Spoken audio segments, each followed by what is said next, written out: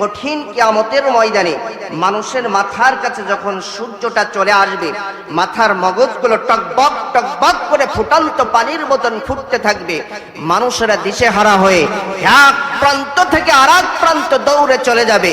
আল্লাহ সুবহানাহু ওয়া তাআলার নবী ওই দিন সিজদায় পড়ে ইয়া উম্মতি বলে কাঁদবেন ততক্ষণ পর্যন্ত, নবীজির সমস্ত উম্মতকে যতক্ষণ পর্যন্ত আল্লাহ তাআলা জাহান্নামের আযাব থেকে মাফ করে জান্নাতে না দিবেন ততক্ষণ পর্যন্ত আপনার আমার কলিজার টুকরা নবী ইয়া উম্মতি বলে কাঁদবেন। সেই নবীজির শানে দুরূদ পাঠ করি, সবাই বলি সাল্লাল্লাহু আলাইহি ওয়াসাল্লাম।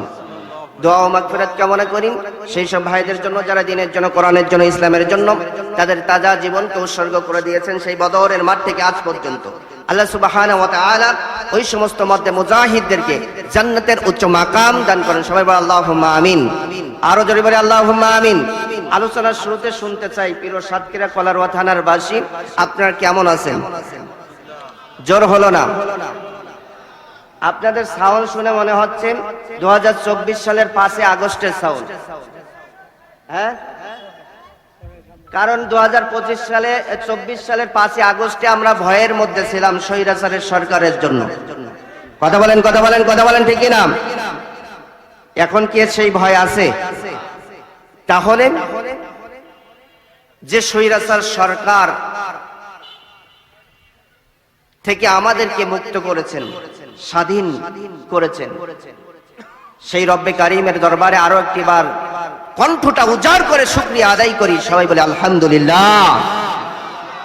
আমার ভাইয়েরা, ভূমিকা ছাড়াই আমি আমার আলোচনার মধ্যে চলে যেতে চাই।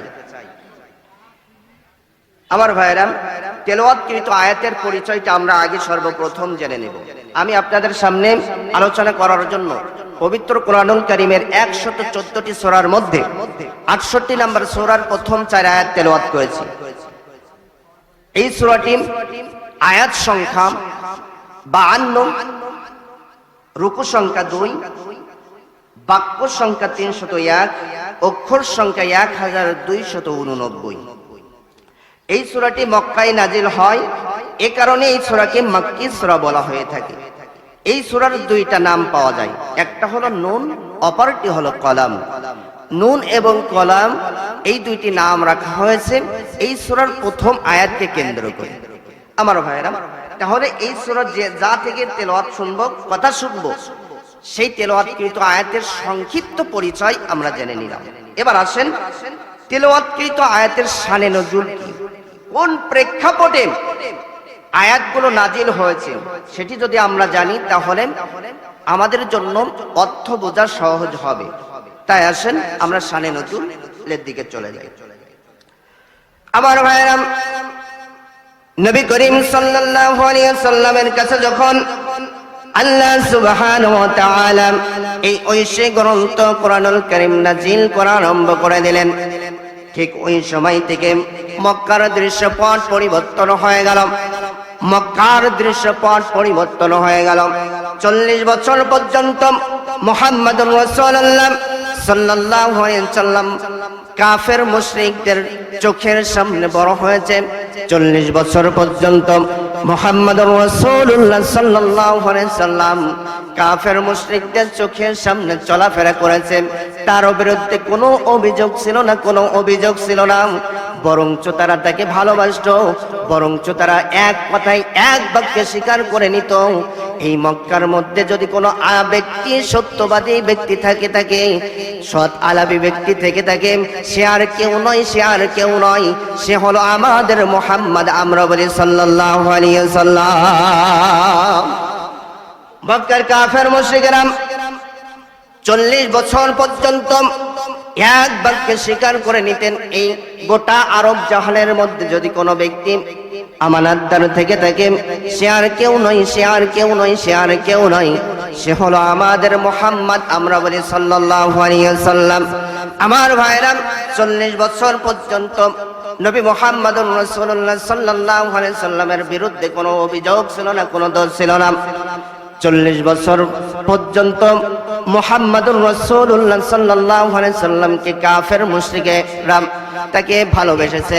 আমার ভাইরা, কিন্তু যেদিন থেকে হেরা গোহায় নবী মুহাম্মাদুর রাসূলুল্লাহ সাল্লাল্লাহু আলাইহি সাল্লামের কাছে এই আসমানি গ্রন্থ কোরআনুল কারীম নাজিল হওয়া শুরু হয়ে গেল, নাজিল হওয়া আরম্ভ হয়ে গেল, ঠিক ওই সময় থেকে মক্কার দৃশ্যপট পরিবর্তন হয়ে গেল, মক্কার দৃশ্যপট পরিবর্তন হয়ে গেল। এমনকি মুহাম্মাদুর রাসূলুল্লাহ সাল্লাল্লাহু আলাইহি সাল্লামকে যারা আজ পর্যন্ত আল আমিন আস-সাদিক বলে আসতো, তাদের মুখের ভাষাও পরিবর্তন হয়ে গেল। একটাই দোষ, একটাই দোষ, একটাই দোষ, নবীদের কাছে এই কোরআন নাজিল হওয়ার কারণে যারা নবীজিকে আল আমিন বলে এসেছে, আস-সাদিক বলে এসেছে, ওরাই নবীজিকে কাজ্জাব, মিথ্যাবাদী বলতে লাগলো। নাউজুবিল্লাহ বলেন। আমার নবীজি কি মিথ্যাবাদী ছিল? আরো জোরে। আমার ভাইরা, মিথ্যাবাদী ছিল না। শুধুই যে নবীজিকে কাজ্জাব, মিথ্যাবাদী বলেছে তাই নয়, তাই নয়, নবীজিকে আরো বলেছে শাইর, জাদুকর, কাহিন, গণক, শাইর, কবি, মজনুন, পাগল। নাউজুবিল্লাহ। আরো জোরে বলেন। আমার ভাইরা, নবী করিম সাল্লাল্লাহু আলাইহি সাল্লামকে বিভিন্ন ভাষায় তারা গালিগালাজ করতে লাগলো, ঠাট্টা করতে লাগলো। নবীজির কোনো অপরাধ ছিল না, কোনো অপরাধ ছিল না, কোনো অপরাধ ছিল না। নবীজি কারোর ঘর বাড়ি দখল করে নেই নাই। নবী মুহাম্মাদুর রাসূলুল্লাহ সাল্লাল্লাহু আলাইহি সাল্লাম কারোর টাকা পয়সা আত্মসাৎ করে নেই নাই। কোনো অপরাধ ছিল না, কোনো অপরাধ ছিল না। একটাই অপরাধ ছিল, একটাই অপরাধ ছিল, আল্লাহর জমিনে আল্লাহর কোরআনের দাওয়াত দেওয়ার কারণে নবী মুহাম্মাদুর রাসূলুল্লাহ সাল্লাল্লাহু আলাইহি সাল্লামকে মক্কার কাফের মুশরিকের বাচ্চারা জাদুকর, মিথ্যাবাদী, পাগল বলতে লেগেছিল। কয়টা অপরাধ? আরো জোরে বলেন। এই কোরআন নাজিল হওয়ার কারণে। আমার ভাইরা, তাহলে বোঝা গেল এখান থেকে ১৫০০ বছর আগে যে কোরআন নাজিল নবীজির উপর হয়েছিল, ওই নবীজি ওই কোরআনের দাওয়াত দেওয়ার কারণে নবী মুহাম্মদুর রাসূলুল্লাহ সাল্লাল্লাহু আলাইহি সাল্লামকে পাগল বলেছে, জাদুকর বলেছে, মিথ্যাবাদী বলেছে। ঠিক একই কোরআনের দাওয়াত এই যুগে ১৫০০ বছর পরে আজকের যুগেও এই সমাজের মধ্যে যারাই দেয়, দেখা যায় এই সমাজের কিছু আবুল আহাব, আবু জেহেল, উতবা, সাইবা, মুগিরার বাচ্চা, ইসলাম বিদ্বেষী, কোরআন বিদ্বেষী শয়তানের বাচ্চারা আলেম ওলামাদেরকে দেখলেই রাজাকার, জঙ্গিবাদ, মৌলবাদ, এখন আবার নতুন করে বলতেছে ধর্ম ব্যবসায়ী। কথা বলেন ঠিক কিনা? তাহলে বোঝা গেল আমার ভাইরা, এখান থেকে ১৫০০ বছর আগে যে কোরআন নবীজির উপর নাজিল হয়েছিল, ওই কোরআন নাজিল হওয়ার কারণে নবীজি যখন কোরআনের দাওয়াত দিয়েছিল, তাকে কেউ ফুল দিয়ে বরণ করে নেয় নাই, হাদিয়া তোহফা দেয় নাই। নবীজির উপর গালিগালাজ করেছে, নবীজিকে নির্যাতন করেছে, নবীজির উপর মামলা করেছে, নবীজিকে শিহাবে আবু তালিবের মধ্যে পড়েছে। নবী মুহাম্মদুর রাসূলুল্লাহ সাল্লাল্লাহু আলাইহি সাল্লামকে দেশ থেকে বের করে দিয়েছে। নবীজির অসংখ্য সাহাবায়ে কেরামদেরকে জীবন নিয়ে নিয়েছে, তবুও তারা কোরআনের পথ থেকে সরে নাই।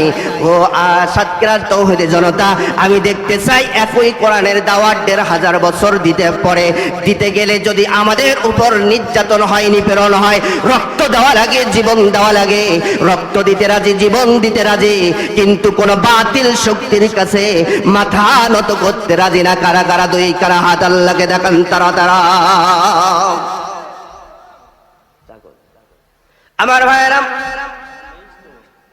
যে কথা বলতেছিলাম, নবী মুহাম্মদুর রাসূলুল্লাহ সাল্লাল্লাহু আলাইহি সাল্লামকে মক্কার কাফের মুশরিকেরা বিভিন্ন ভাষায় গালিগালাজ করতে লাগলো, বিভিন্ন ভাষায় কথা বলতে লাগলো। আমার নবীজি ঠিক এমন সময় মন না খারাপ করেন, আমার নবীজি যাতে আপসেট না হারিয়ে ফেলে, আমার নবীজি হতাশাগ্রস্ত না হয়ে পড়ে, ঠিক আমার নবীকে সান্ত্বনা দেওয়ার জন্য আল্লাহ রাব্বুল আলামিন পবিত্র কোরআনুল কারীমের ৬৮ নম্বর সূরা সূরাতুল কলামের প্রথম কয়েকটা আয়াত নাযিল করে দিলেন। والقلم وما يسطرون।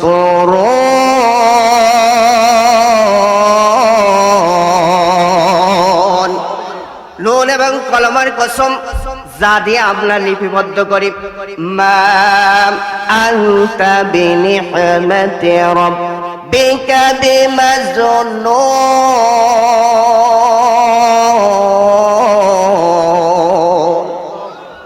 নবী আপনি চিন্তা করবেন না, টেনশন করবেন না, আপনি আপনার রবের দয়ায় পাগল নন। আরো জোরে বলেন আল্লাহু আকবার। আমার ভাইরা, নবীজিকে মক্কার কাফের মুশরিকেরা পাগল বললাম, পাগল সার্টিফিকেট দিল। আর আমার আল্লাহ তাআলা আয়াত নাযিল করে জানিয়ে দিলেন, মা আনতা বিনি'মাতি রাব্বিকা বিমাজনুন। ও নবী আপনি পাগল নন, আপনি পাগল নন। আমার ভাইরা, মক্কার কাফের মুশরিকেরা নবীজিকে পাগল বলেছিল। এটি যুগে যুগে যুগে যুগে যুগে যুগে মানুষদেরকে জানিয়ে দেওয়ার জন্য আল্লাহ রাব্বুল আলামিন পবিত্র কোরআনুল কারীমের মধ্যে জানিয়ে দিলেন, ওয়া ক্বালু ইয়া আইয়ুহাল্লাযী নুজ্জিলা আলাইহিজ যিকরু ইন্নাকা লামাজনুন।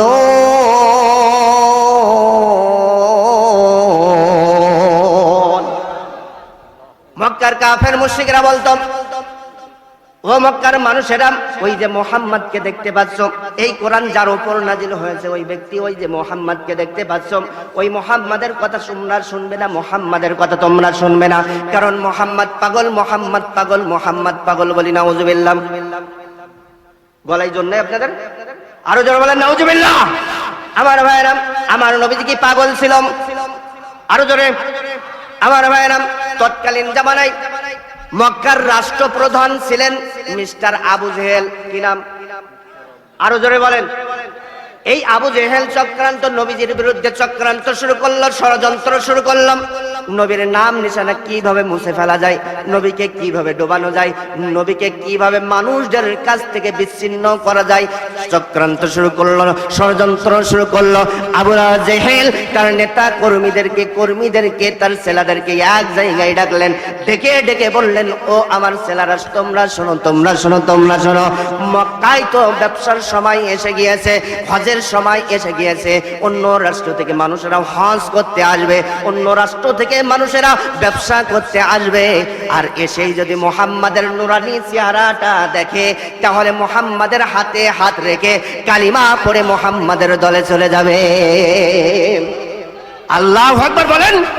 আমার ভাইরা, আবু জেহেল বলতে লাগলো, কি করা যায়, কি করা যায়, কিভাবে মুহাম্মাদকে মক্কার মানুষদের কাছ থেকে বিচ্ছিন্ন করা যায়, মুহাম্মদকে ডুবানো যায়, বলো বলো বলো।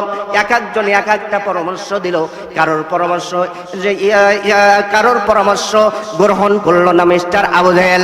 আমার ভাইরা, ঠিক এমন সময় আবু জেহেল বলতে লাগলো, ও নেতা কর্মীরা, ও কর্মী ভাইরা, তোমরা শোনো, তোমরা শোনো, আমি একটা প্রস্তাব দেই, দেখো তো কেমন লাগে। অন্য রাষ্ট্র থেকে, অন্য দেশ থেকে মক্কার মধ্যে প্রবেশ করার জন্য পথ রয়েছে, রাস্তা রয়েছে, প্রবেশ ডর রয়েছে 12টা।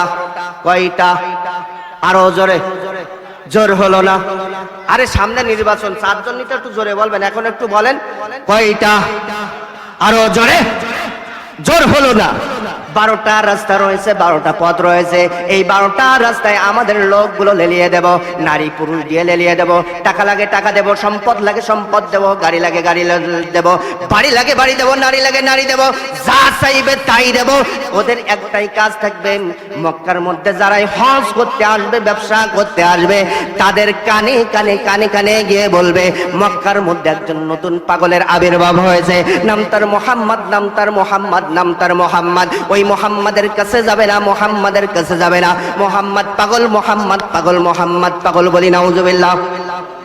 আরো জোরে। আমার ভাইরা, মুহাম্মদকে পাগল বলতে লাগলাম। মিলিয়ন মিলিয়ন টাকা খরচ করে মক্কার 12টি পয়েন্টে আমার ভাইরা মিস্টার আবু জেহেল ওই সময় 12টি পয়েন্টে যখন লোকগুলো সেট করে দিল, লোকগুলো যখন লেলিয়ে দিল গাড়িটা দিয়ে, নারী দিয়ে, আমার ভাইরা এর থেকে এবার আমাদের বাংলাদেশের ইতিহাসটা একটু মেলান। আমাদের লেডি ফিরাউন খুনি হাসিনা কে? আরো জোরে বলেন, আরো জোরে। এই লেডি ফিরাউন খুনি হাসিনা আলেমদেরকে মানুষ থেকে বিচ্ছিন্ন করার জন্য সেও চক্রান্ত করেছিল। বাংলাদেশের টাকা, মিলিয়ন মিলিয়ন টাকা খরচ করে জঙ্গি নাটক সাজিয়ে আলেমদেরকে গ্রেফতার করত।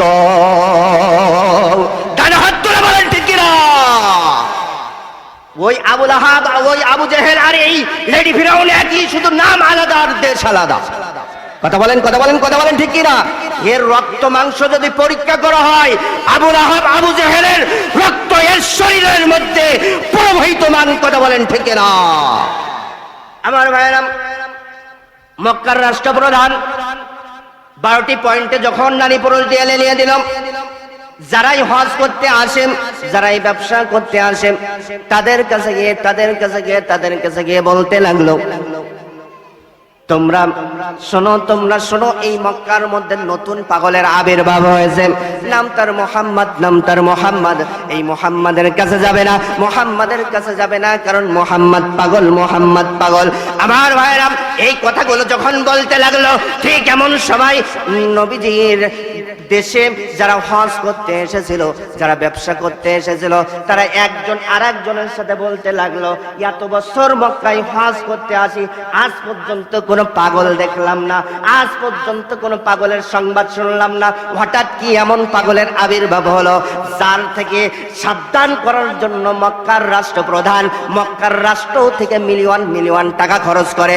আমাদের হজ হোক বা না হোক, আমরা এই মোহাম্মদ নামের পাগল না দেখে বাড়িতে যাব না। আরো জোরে বলেন সুবহানাল্লাহ। আমাদের ব্যবসা হোক বা না হোক, আমরা মোহাম্মদ নামের পাগল না দেখে বাড়ি যাব না। ডান হাত তুলে বলেন সুবহানাল্লাহ। কারণ দেখবেন মানুষের একটা খেজিলাত খারাপ, অভ্যাস খারাপ। যদি বলা হয় কাজীর হাটে একটা পাগল এসেছে, গেলেই কিন্তু হাতে কামড় মারতেছে, দেখবেন ওই পাগল দেখার জন্য গাছের আবদাল হোক আর দেয়ালের আবদাল দিয়ে হোক যাবে। কথা বলেন, এটা অভ্যাস না? আমার ভাইরা, যারা হজ করতে এসেছিল, যারা ব্যবসা করতে এসেছিল, তারাও বলতে লাগলো, এত বছর হজ করতে আসি, এত বছর ব্যবসা করতে আসি, আজ পর্যন্ত কোনো পাগল দেখলাম না। আমাদের ব্যবসা হোক বা না হোক, আমরা মোহাম্মদ নামের পাগল না দেখে যাব না। তারা যখন দল বেঁধে মোহাম্মদের দিকে যেতে লাগলো, আমার ভাইরা, তারা নিজেরাই বর্ণনা করে, আমরা মোহাম্মদের দিকে যতই যাই, ততই মোহাম্মদের দিক থেকে সুগন্ধি আমাদের নাকের মধ্যে আসে। আরো জোরে বলেন সুবহানাল্লাহ। আমার ভাইরা, তারা নিজেরাই বর্ণনা করেন, আমরা মুহাম্মাদের কাছে যখন চলে গেলাম, আমরা নিজেরাই অবাক হয়ে গেলাম, আশ্চর্য হয়ে গেলাম। মুহাম্মাদকে দেখে আমরা একজন আরেকজনের সাথে বলতে শুরু করলাম, ও ভাইরা, আজ পর্যন্ত আমরা কতই না পাগল দেখেছি। তাদের মাথার চুলগুলো থাকে উষ্ণ খুষ্ক ময়লা, শরীর থেকে পচা দুর্গন্ধ বের হয়, শরীরে যে জামাটা থাকে ছেঁড়া। কিন্তু মুহাম্মদ, এই মক্কার পাগল মুহাম্মদ, এ কেমন পাগল। এই মুহাম্মদকে যতই আমরা দেখি, ততই আমরা মুহাম্মাদের প্রেমে পড়ে যাই।